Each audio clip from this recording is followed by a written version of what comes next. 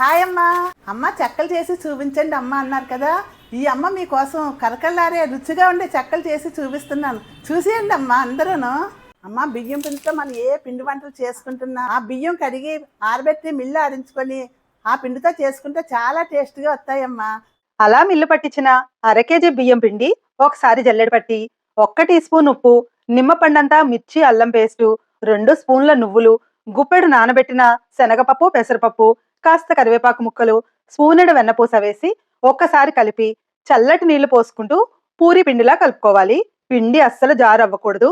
ఇప్పుడు చిన్న చిన్న ఉండలుగా చేసుకుని చెక్కలుగా వత్తుకుని 10 నిమిషాలు గాలికి ఆరనివ్వాలి. వేయించేటప్పుడు నూనె పీల్చుకోకుండా ఉంటాయి. వీటిని వేయించడానికి వెడల్పుగా మందంగా ఉండి ఎత్తు తక్కువగా ఉన్న toxin free non reactive the Indus valley stainless steel kadai వాడుతున్నాను.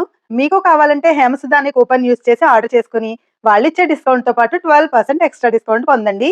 ఇప్పుడు వేడెక్కిన ఆయిల్లో నూనె మీద తూలకుండా దగ్గరగా పెట్టి నిదానంగా వేసి పైకి తేలాక 2 వైపులా వేయించి తీసేసి చక్కగా చల్లారాక అప్పుడు డబ్బాలో వేసుకుంటే 15-20 రోజులైనా గుల్లగా కరకరలాడుతూ ఉంటాయి. మరిన్ని అమ్మ చేతి పిండి వంటల కోసం వెంటనే పేజీని ఫాలో అవ్వండి. Thank you for watching.